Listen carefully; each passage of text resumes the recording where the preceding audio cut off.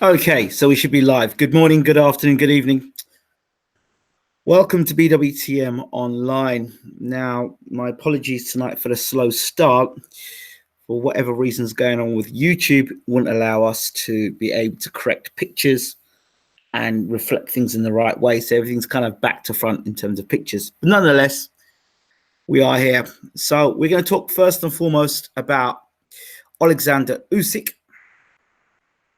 the undisputed cruiserweight champion of the world, now currently making his heavyweight debut. He was due to fight. Well, the last time we saw him, it was in a British ring. That was against Tony Bellew.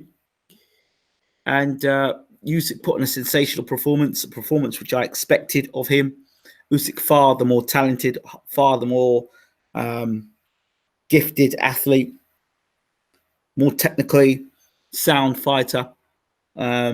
So the knockout I expected. A lot of people said that Usyk couldn't punch, but having been introduced to Usyk via Uncle James Ali Bashir, and he said to me that not only Usyk can punch, but he's a very hard puncher and he'll stop Tony Bellew. And it was a fight that they wanted earlier on. They wanted to fight Tony Bellew ages ago. So it was around Usyk's 8th or 9th fight they were looking to fight. After he fought Glowacki and beat Glowacki for the title, they wanted Bellew. So this was a fight that Uncle Bashir wanted. So when I asked Uncle Bashir about Usyk and Bellew, he said to me, look, he'll knock Bellew out. I got no doubt he'll knock Bellew out. It'd be interesting, but he'll knock Bellew out. So I had no doubt that he would go on to knock Bellew out. What I was surprised about was this fight between Usyk and Takam. Well, why is Takam is a good fight? I was explaining this earlier on the other channel while doing my gaming, BWTM Sports. I was explaining to boxing fans that whilst Usyk is a very talented fighter and he is a big personality, if Usyk could speak, like if Usyk was English or even European in the sense that, we could understand what he was saying more of the time. He's a very big personality. He's got lots to say for himself. And if he was marketed differently or promoted differently, I believe you'll find that Usyk's not only a big character, he's got a big personality, big sense of humor, or great sense of humor, and a very unpredictable type of character. But he's the sort of character in boxing that boxing needs. And it's a shame that he's not being sold the way he should be being sold. That being said, his opponent then with Tony Bellew brought a highlight to Usyk's ability because Bellew spoke and talked about it. That's why I've got this picture of Tony Bellew.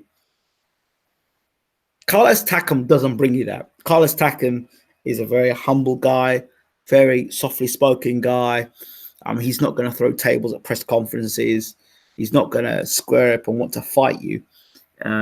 He's not going to give you the pantomime which Tony Bellew would give you. And you see, Takam is now Usyk said he's injured. Now it's not the first time Usyk's pulled out of fights being injured, and I'm sure who knows, the Takam fight might get rearranged. But when we're talking about the heavyweight division and money being made, and you're going to step in and fight someone and take risks, I mean, I don't believe Takam beats Usyk. Takam got knocked out by Povetkin. He got knocked out by Derek Chisora. And he got beat up by, well, he didn't get beat up, but he got beat by Anthony Joshua, although I thought it was a premature stoppage. I personally think if it is a genuine injury, then that's not to be, it's not surprising with Usyk. He's had injuries to his hands before, and, he's had a lot of amateur fights and he's not had that many pro fights. So, I mean, his training camp and his trainer he's got and what he's doing now with his body is different to what he had with Bashir. So I don't know quite what's going on. What I do know is that often we hear of boxers getting injured, and injured because of the fact that tickets are not being sold.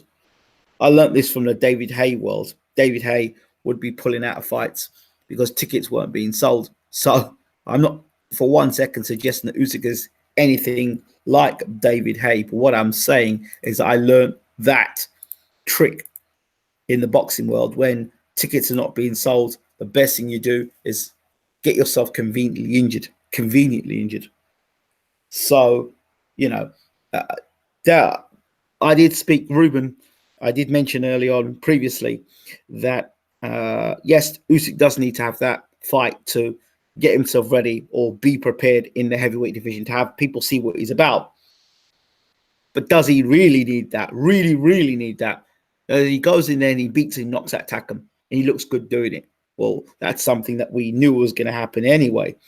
I don't see Takam giving Usyk those sort of problems. I think Takam can only fight one way, and I think that Usyk will be able to spinning off at angles, let combinations go, and he punches harder than a lot of people think he does. As I said, that being said, if it's a genuine injury, then we'll see Takam versus Usyk again. But I'd like to see Usyk versus Derek Chisora. Now, Chisora's already said out that he would fight Usyk. He said he'd fight Usyk. There's no problems fighting Usyk. And it doesn't really matter to Derek Chisora, because as long as you pay Chisora, he'll be the pantomime. He'll play the pantomime role. He'll, you're not going to beat me, Usyk. I'm hungry. I want to fight for a world title. And War Chisora, and we'll wheel out again Dave Colwell, or maybe another trainer for this next fight. And David Haye saying, he's bigger, he's stronger, I've seen things in Derek Chisora I've never seen before. And, Derek's really up for this fight, he really thinks he can beat Usyk. All that bullshit you're going to hear. If the two fighters do agree terms, if that was to happen, then you'll have somebody on Sky saying it's a 50-50 matchup. Remember that Chisora knocked out Carlos Takam. They'll tell you that. And, that Usyk's, at the heavyweight division, he's really untested, and that's how they try and sell the fight to you. So I would not be surprised if Derek Chisora and Usyk was coming to a channel or a pay-per-view platform near you. I just would not be surprised. Also, the fact that Derek Chisora's comeback fight, who the hell was that guy? Why was he fighting Gashi? In terms of a comeback fight, Gashi was a terrible opponent for Derek Chisora. But Gashi was a mover like Usyk. So did they know at the back of their minds that this fight against Takam wasn't selling? Look, the way I'm talking like this, it's not it's conspiracy. But when you're dealing with the pantomime network, which is Matchroom Boxing, and I'll come on to pantomime boxing in a minute. It's not in pantomime. It's more WWF or now WWE type script. The scripts are so terrible, it's unbelievable. Like, you kind of know what's going to happen next, and which leads me into our next thing. So Usyk's injury, is it a genuine tear, or is it a tear of convenience where they're trying to set him up with a better opponent? I think Derek Chisora is a better opponent. Derek Chisora will come forward. He's pretty basic in what he does, Derek Chisora, and he can have good nights, he can have bad nights, but Derek Chisora fights the same way. He hasn't improved for many years. Derek Chisora hasn't improved as a fighter. And I think Usyk would be great fight for Usyk to use his footwork and box and run rings around Derek and knock Derek out, because when Derek starts getting frustrated, that's where he gets knocked out. Go back and look at the David Haye fight. Go back and look at the Dillian Whyte fight. If you listen to my commentary in the Dillian Whyte fight, I'll tell you Derek was on the verge of getting knocked out before he got caught with that left hook. So I think Usyk, Chisora, great fight to make. Chisora will bring it and get knocked out, but get paid good money for it. The only thing Usyk will have to watch out for is that big looping over iron right. But if Gashi can get out of the way of it, I'm sure that Usyk can more than get himself out of the way of it. So that would be a fight I'd like to see, just for the fact that it would be interesting for boxing fans. British Boxing Media says, the Usyk fight debut on DAZN has been pulled. This is why Americans will be 50-50 on subscribing, pullouts and cancellations. Well, hey, Mr. Warren's had his fair share of pullouts and cancellations. So here we go. Haye gets treated unfairly. He was unlucky with injuries. Was he? Well, you explain to me the injury he had with Manwal Shah. Remember that fight he was meant to have with Manwal Shah? Do you remember that? Oh, sorry. Remember he supposedly broke his back or he injured his back for the Vitaly Klitschko fight, and less than what, a month or two later, he was fighting. What's the guy's name again? Valuev for the title. You know, he got his hand injured against what's his name for the Char fight, and he was fighting somebody else instead. So I don't buy all that. He was unlucky with injuries. We don't know how hard Usyk hits at heavyweight. Well, let me tell you, his trainer tells me he hits very hard at heavyweight, and I just trust Uncle Bashir on that. So that Usyk statement is 100% correct. Tickets are poor. Thank you, sir, very much, British boxing media. I didn't know. I haven't looked at any media. I've just listened to people that have just hit me up while I was playing FIFA 19, and they let me know about the Usyk thing. Chisora fight will be so bad. Look how bad he looked against the lefty last time. Now he's in with Usyk. Well, you say that, but let me tell you something. People will buy it because A, it's Derek Chisora, B, is a personality, and C, boxing is a business. Ruben, boxing is a business, and pantomime or WWE Matchroom, I've told you how they'll sell the fight. So, but anyway, let's move on from that. Usyk probably pulled out so him and Loma can have a double on the card. That sounds good, Copendo 9. That sounds sort of central in the sea. Ruben, whatever. So we're going to move on to the next thing, next subject. And this is where I talk about the whole Matchroom WWE garbage. Here we go. This is the fight I'm talking about. Let's bring it up for you. This fight, Lomachenko versus Campbell. Did I not tell you that the fight with Cruller was only the opening of the floodgates for Campbell versus Lomachenko next? Did I or did I not say this? What have we got now? Lomachenko versus Campbell. Why did that happen with Cruller, who didn't deserve that world title shot? But, you know, have to honor a contract, of course. Got to get Cruller a world title shot. You know, he's got to bow out and he's got to give him a world title shot. Give it against Lomachenko, who Lomachenko, as a talented a fighter he is terribly marketed. Again, another fighter, terribly marketed, because once again, doesn't speak the English language great, does say a few words, hasn't got a big personality, fantastic, great boxing ability, not great, got the biggest of personalities and brushes of personalities. So therefore, Lomachenko, he needs other ways to sell himself to the UK market. So what do? You get Cruller. Okay, Cruller is not a big, what's the word? He's not a big name in world boxing, but he's a big enough name in UK boxing. The crossover's there. It warms yourself up for this fight against Luke Campbell. Now, Luke Campbell will be a much better test than Anthony Cruller. I just read something on Twitter. I think the promoter said something along the lines of, "Oh well, I don't agree with the fact that Campbell's fighting Lomachenko." Don't lie. You don't give a damn. As long as the contract is on it, you don't give a damn. Do you know what I mean? Because you look at the whole Dillian White situation. Yeah, I said nothing. I've heard you say nothing about the Dillian White situation. Well, I don't agree with the way WBC are treating Dillian White, but we're sticking him with Oscar Rivas and we're sticking him in with any and everybody we're going to stick him in with, but get him at WBC title fight. So I don't want to hear any crap about, I don't, I think it's not good. I don't agree with it. Of course you agree with it. And the rest. So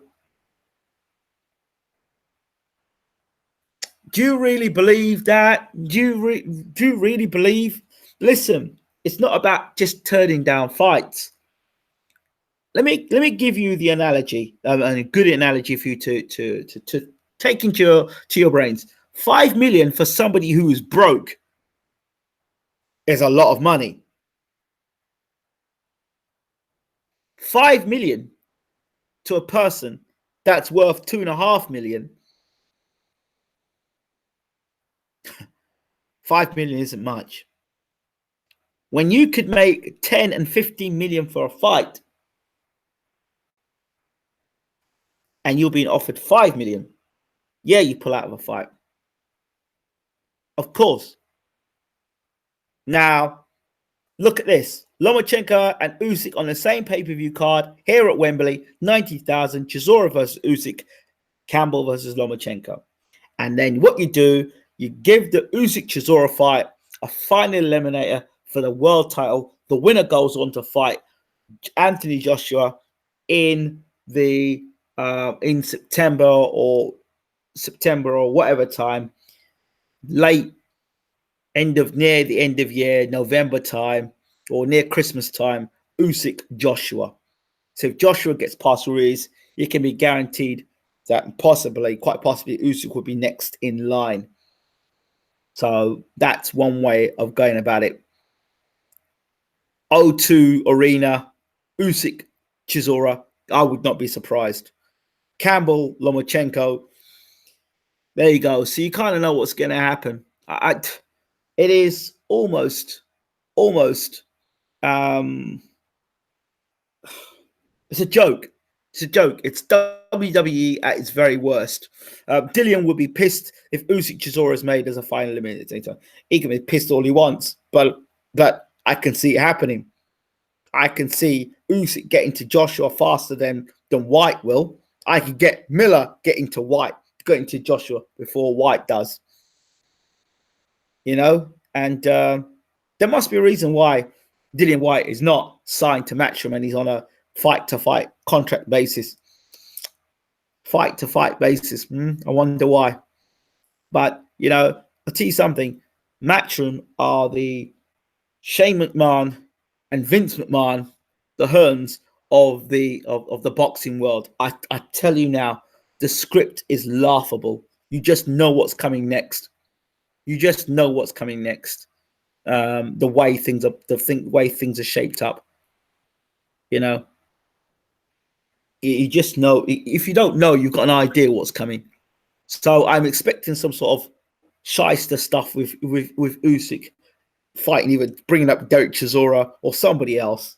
You know, and you got Dave Allen versus David Price. How many times has David Price been recycled? Now you've got Dave Allen. So it's just an opportunity to make money ticket sales, isn't it? Because White hasn't taken the oath to get to the top. He hasn't sold out. Well, there you go. That's possibly what it is. He hasn't been just White, the slave. He is now Mr. White. And because he's Mr. White, he won't sign the contract. I don't know. I'm kind of teasing there, but I don't know. I don't like the way they're spinning this Allen versus Price as some amazing fight to justify White versus Rivas pay-per-view. Shameful. But listen, that is how Matchroom work. They've got the father and son, Vince McMahon and Shane McMahon, and you've got Barry and Eddie Hearn. You've got it. And then you've got SmackDown versus Raw. So you've got Warren versus Matchroom. And then you've got the other. It's ridiculous. It's absolutely a joke. Absolute joke. Alan Price winner could get Usyk. No, forget Alan Usyk. Think Alan Joshua. You think I'm joking about this? Alan Joshua.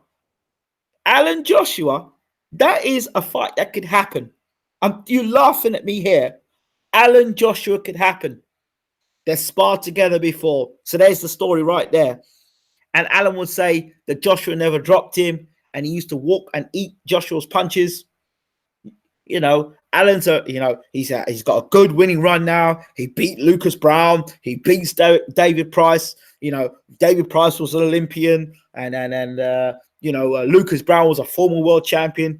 You know, Dave Allen has turned the corner, and what a story it would be if Dave Allen could become heavyweight champion of the world.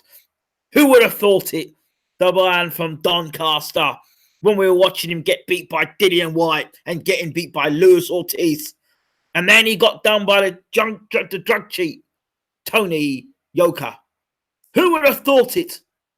that Dave Allen would be here today, 90,000 at Wembley, fighting the unbeaten, unified champion, Anthony Joshua. You can see it. I can see it. I can hear it in my ears. So if Dave Allen can get past this fight here against David Price, then the British fans, Joshua's coming home. Joshua's coming home. After his triumphant win over Andy Ruiz, he's coming home. And on the doorstep, as he's coming home, he faces David Allen. You know, you can see it. You can see it. The Doncaster De La Hoya. You can hear it in ad mouth-watering contest. A real 50-50 matchup. You can hear it already. The crap coming out. You can hear it. You can hear it. Hercules versus Hercules via Papa De La Hoya. You can hear it. I can hear it in my ears. It happening. My God. And in fact, you can hear it happening. And if David Price wins, then Pricey could fight Joshua. There is no shame. There is no shame with that company. Absolutely no shame. If you can put on Kell Brook versus Frankie Gavin, there's a pay-per-view event, then there's absolutely no shame.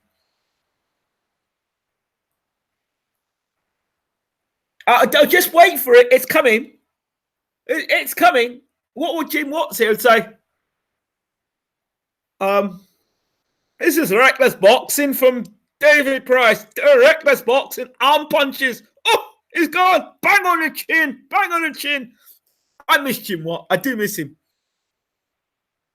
Mr. TUE versus Papa De La Hoya pay-per-view. You laugh. You find it funny. But I don't think any of you are thinking to yourself, that can't happen. It can happen. It can happen. It can happen. It can happen. Anything is possible when you've got the line daring to be great. And they could say, well, he didn't get knocked out by Dillian Whyte. Derek Chisora did. He didn't get knocked out by Luis Ortiz. Brian Jennings did. And, you know, he knocked out Lucas Brown. So you could say, and if he beats David Price, you could say that Dave Allen is world class. I didn't say that, but I'm telling you, Dave Allen versus Anthony Joshua is a fight that could seriously happen. And remember, we're playing a numbers game. Allen sells tickets now. Allen's got a fan base. Apparently, Price Allen's from some WBA eliminator. There we go. So what about Allen versus Shah for the heavyweight championship of the world? You've got that as well. This, I'm telling you, hype room or mismatch room will do it. So I don't know. I don't know. I don't know.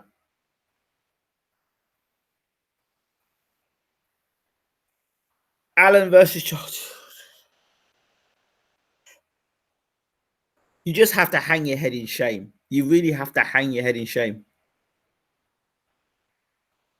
And I'm just waiting for the promoter to come out of a line with, well, with Dave Allen, it's a lifetime opportunity, isn't it? It's daring to be great, and end game. And that's the end game for us now, isn't it? To get Dave Allen a world title shot. His fans, we owe it to the fans for Dave Allen to get a world title shot. End game. You see, you can see it coming. I can see it coming. Table shares and let's match and settle the score. So those are my thoughts. I mean, it's a shame with Luke Campbell. I'm talking about Luke Campbell here and Lomachenko. It's a shame. I feel sorry for Luke Campbell. I really do. Because if there's some way he could have swerved out of it, then fine. I think what should have happened is Luke Campbell got to fight for the vacant world title. And I know his management probably could have done something about that. Get him fight for the vacant world title, get him to win the world title, and then make his first defense against Lomachenko. And let the boy become world champion. I mean, come on. It's not fair. It's not fair because I really like Luke Campbell. I really do like Luke Campbell, but it's not fair. Happy days, Phil. How good to see you in the room. Right, so I've talked about Luke Campbell. I've talked about... there's one fight I haven't talked about yet. Lions in the camp. Well, they were being called liars in the camp, remember? Remember all that talk about liars in the camp? Well, let us give you some exclusive news. Not that Kovalev and Yarde are fighting, but the fact that Tunde Ajayi, Master Genius, Babatunde Ajayi, returns to BWTM Online tomorrow night. Babatunde Ajayi, the Master Genius. So, I guess you want to hear my thoughts on this fight. Okay. Let's talk about this fight. I'm telling you now, right now, Yarde has the power to knock Sergey Kovalev out. I'm telling you right now. That man's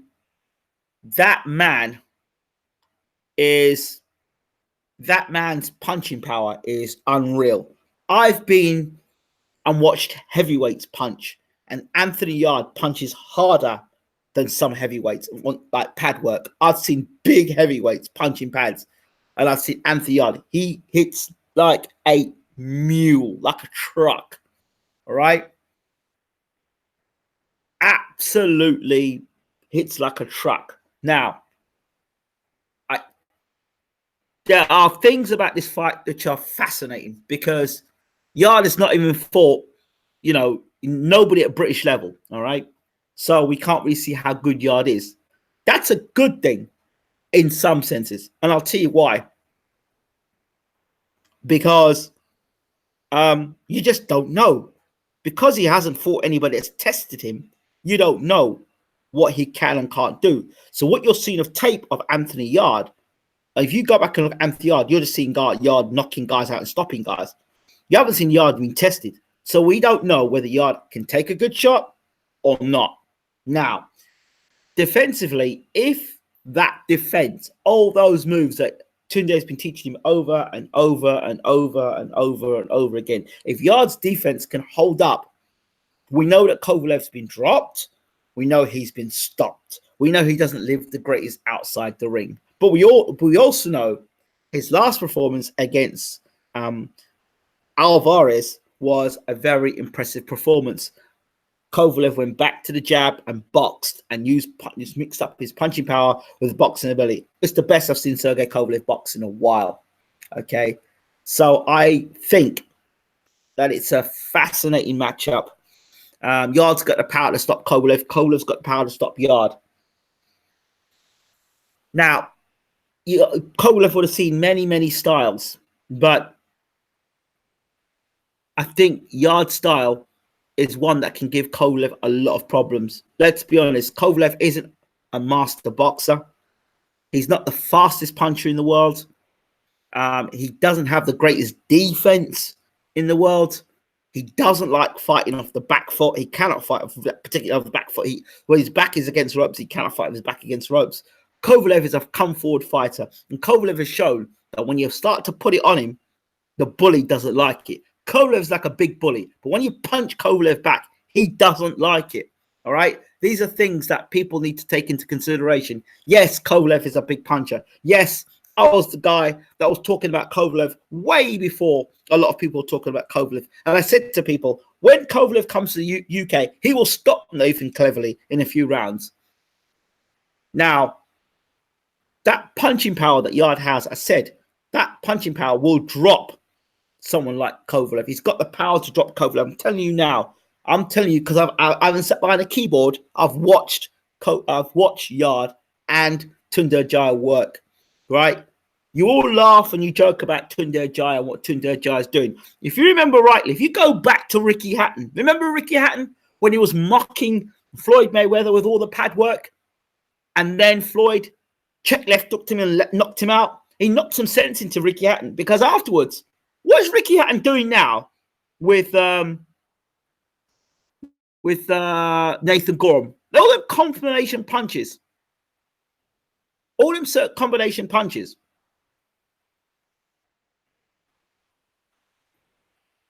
That he's doing Nathan Gorham now. All right? So you mock Tunde Ajayi you mock him, but if he then turns around and he knocks Sergey Kovalev out, what are you going to say then? No, Kovalev was past his best. Kovalev won. Listen, Kovalev has been dropped. Kovalev has been knocked out. Kovalev has not got a big heart. So Kovalev doesn't like a fight. I'm telling you now, Kovalev does not like a fight. You could talk about him being a classy amateur who can bang. I was talking about Kovalev for years, but Kovalev doesn't like a fight. If Anthony Yarde can take a shot, or Anthony Yarde is able to have more dog in him, if Anthony Yarde is a real dog, if he's a real roadman, if Anthony Yarde's a real roadman and he can go to Russia and he can hold it together mentally, this is the thing for me. I had this conversation at IQ Boxing Academy, and the thing I was talking about at the IQ Boxing Academy is this. I said, when Anthony Yarde does that ring walk in Russia, what does he have to go on in terms of the checklist that prepares you to face Sergey Kovalev? When you're doing that ring walk, have I done all the training? Yeah, I've done all the training. But have I gone from contender to champion? Have I done the steps? I haven't. I've taken a huge step. I've taken a huge step. Now, amateur boxing, professional boxing, because you're a fantastic amateur, that doesn't make you a brilliant pro fighter. Okay? And there are guys in history that have not been great amateurs, but have had real great pro styles. So the golfing class, Yarde ain't no Ward. He doesn't need to be Ward. Ward. He's bigger than Ward. He's stronger than Ward. Punches harder than Ward. Ward is a super middleweight who moved up to light heavyweight. Everyone's talking about the Ward fight. Now remember, Andre Ward, and that's my favorite fighter. Andre Ward is a super middleweight. Let's get it sorted. Let's not be talking crap here. Andre Ward, when he moved up to fight Sergey Kovalev, and I told everyone he'd beat Sergey Kovalev, I said, if Andre Ward can get on the inside of Kovalev, he stops Kovalev. And because Kovalev cannot fight on the inside. He cannot fight on the inside. Kovalev is most effective mid to long range. He cannot fight up close. He cannot. What Kovalev is proving at is that at long range, behind the jab, and you allow him to dictate and get on that front foot, he is a big puncher.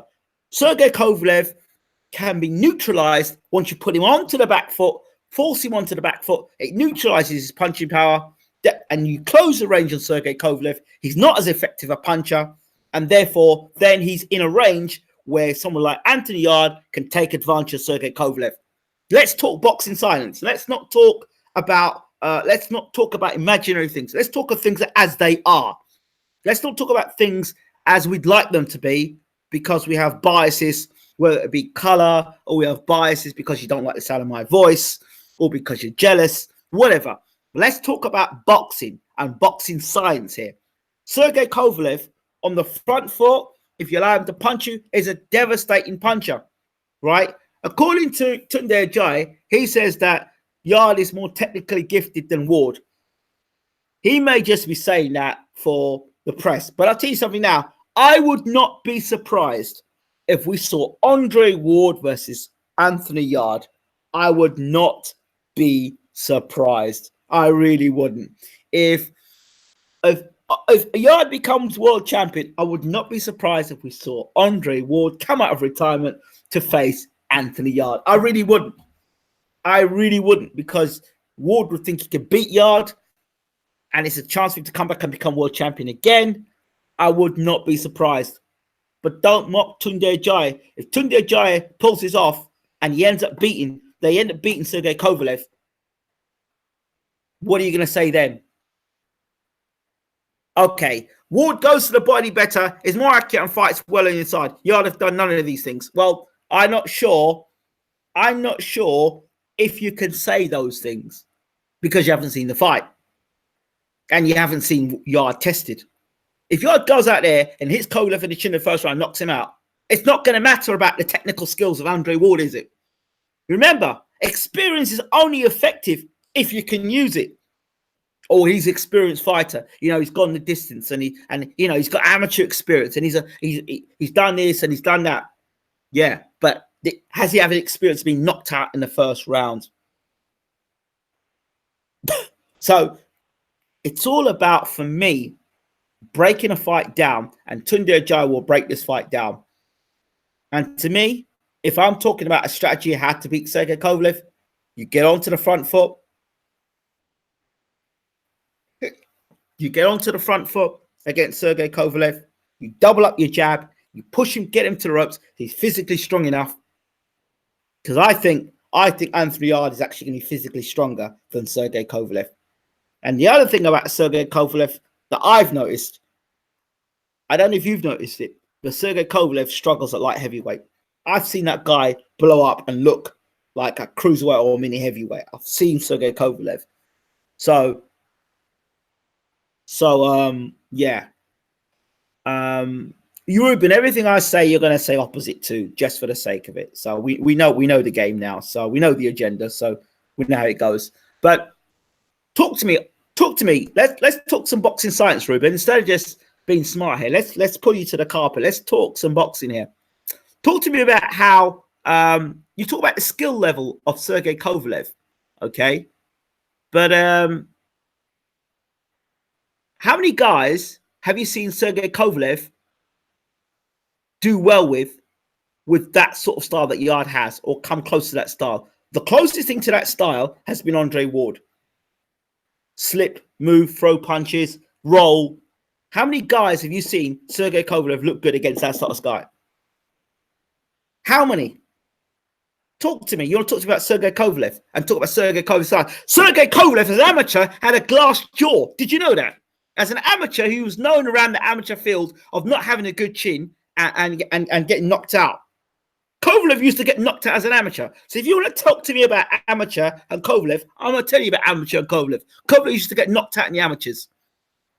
That's where Ward got his confidence, because Ward went back to the amateurs and looked at what Kovalev was doing as the amateurs. And then he looked at what Kovalev was doing as a pro.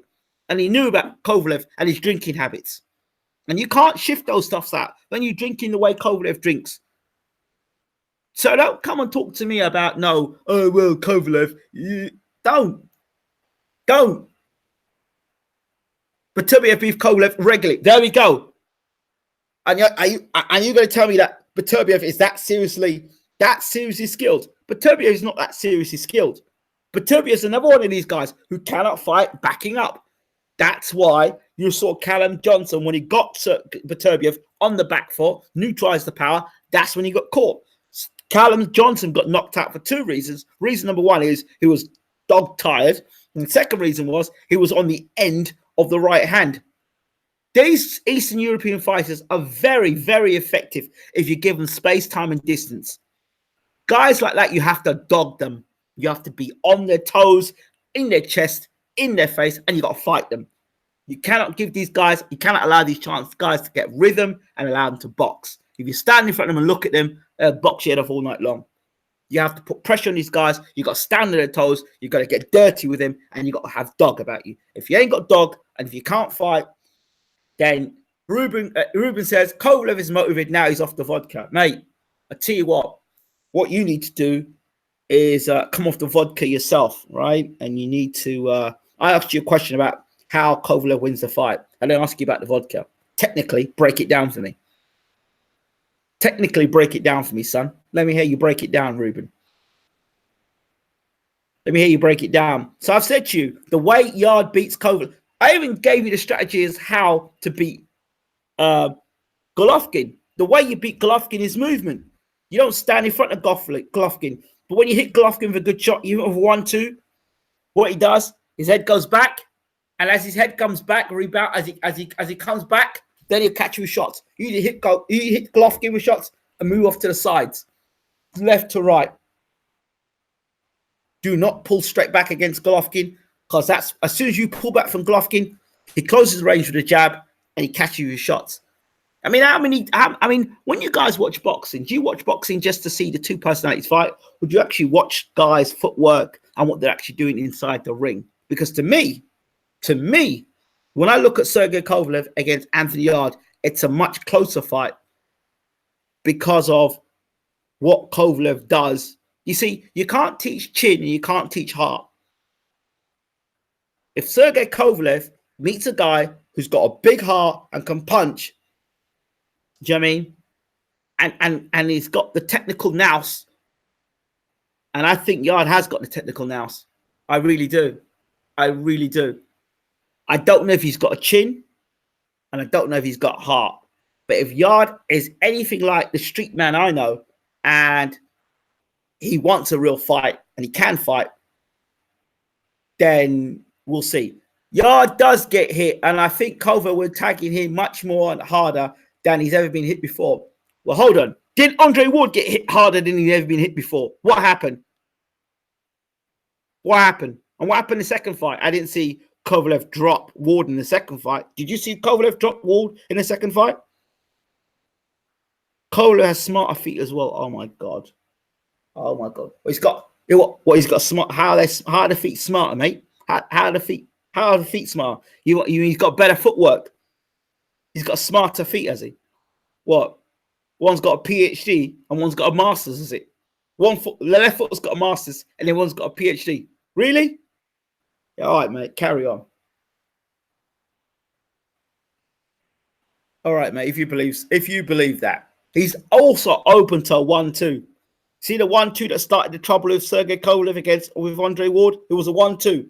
And Ward doesn't hit as hard as Anthony Yarde. I'm telling you. I'm telling you now. Telling you. And Kovalev tires as well. A young, fresh fighter, hungry. Be a great fight for Kovalev. Real great fight. So, you just don't know. You don't know. But the thing is, even if Yarde does beat Kovalev, there are other fights out there he needs to be concerned about. He has to be concerned about Bivol. That's a man he needs to be careful of. That's a dangerous man. That's my favorite light heavyweight, by the way.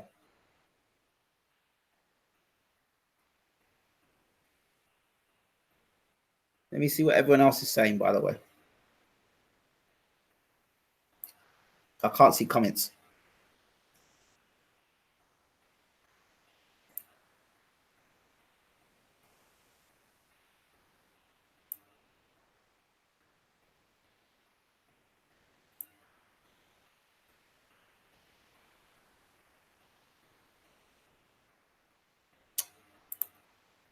So, I don't think there's much more for me to talk about on this.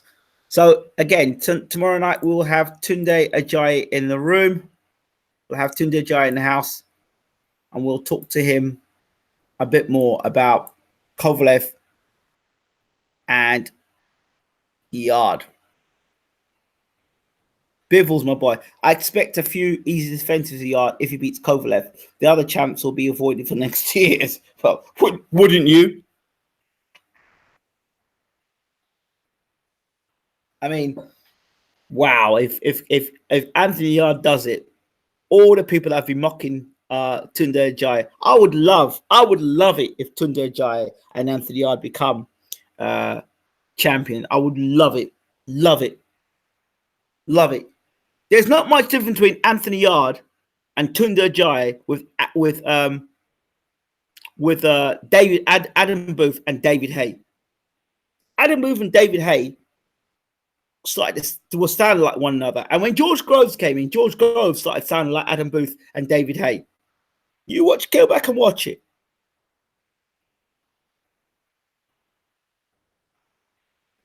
Yarde will stop Kovalev. There you go. Yeah, the other interviews don't press him. But I'm going to talk to him like we'll have a street conversation. That's how me and Tunde roll anyway. So I'd be so happy. I'd be so happy for them. I really would be happy for them because they did it their way. And I'd be happy for Frank as well. I really would be happy for them.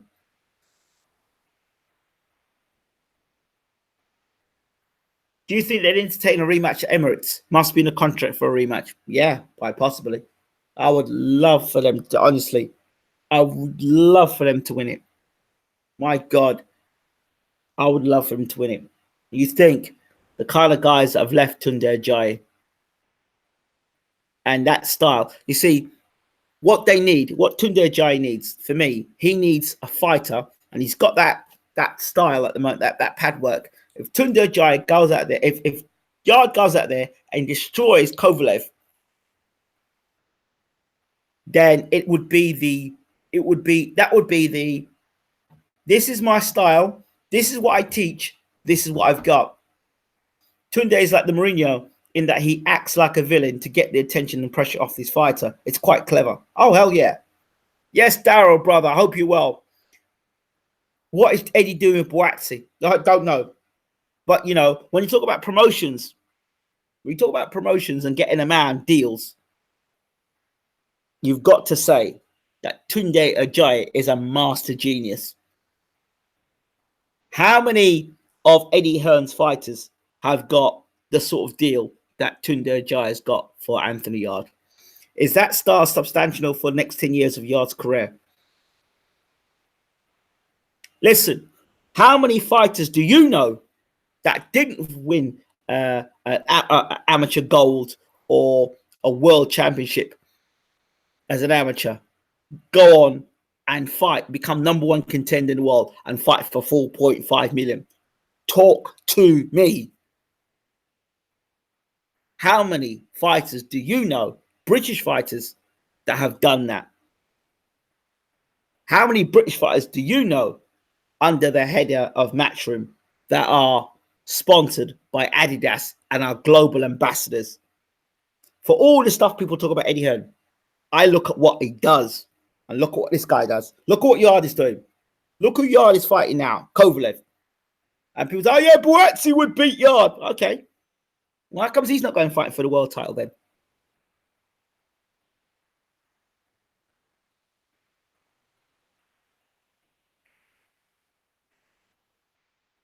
Yarde has gone from beating C-level fighters to collect a few millions against Kovalev. There you go.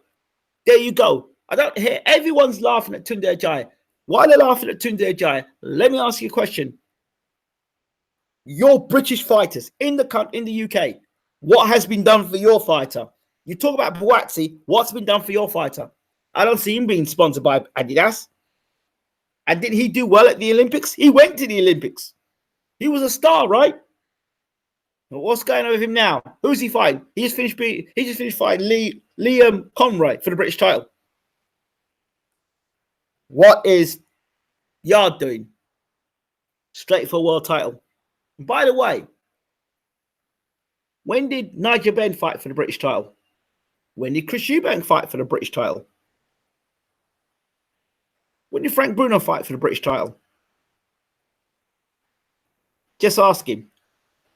When did Prince Naseem Hamed fight for the British title? I'm just asking. Just wondering.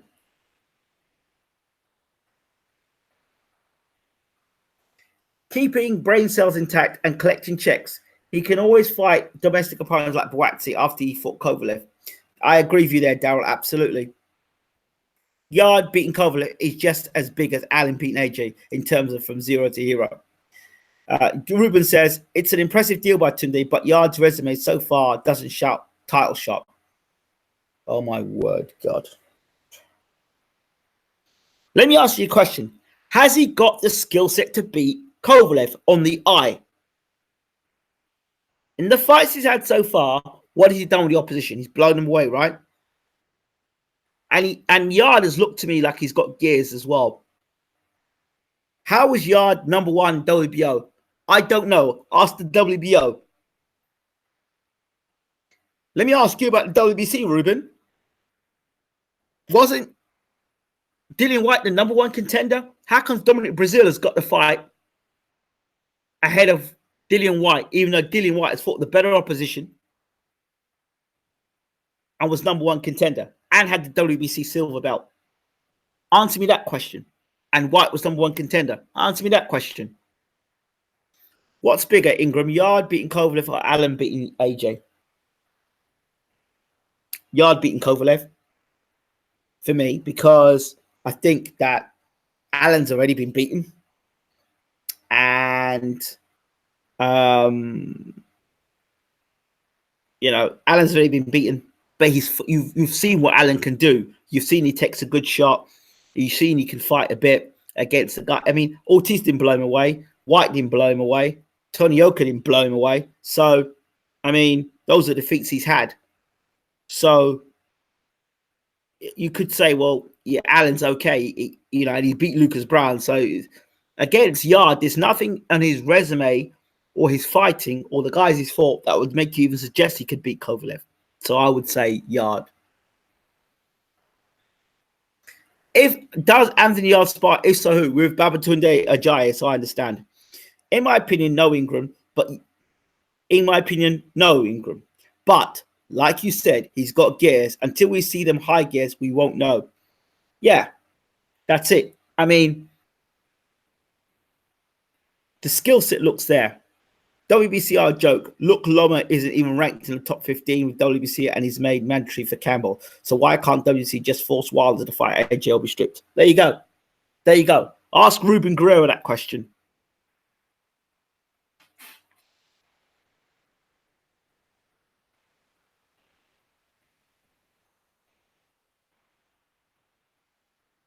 You know the sign of a troll, yeah? The sign of a troll is someone, when you ask them a question about something technical, they go quiet. That's the sign of a proper troll.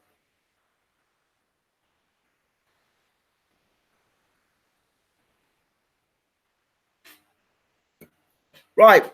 I don't think I've got anything else to say. So tomorrow I look forward to seeing, talking to Babatunde Ajayi. It should be fun. It should be interesting.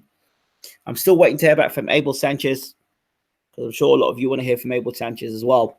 So please don't forget to rate, subscribe, leave your comments. But most importantly, please do share these videos. This has been BWTM Online. We've been watching. And we're out of here. Have a real good evening. Take care.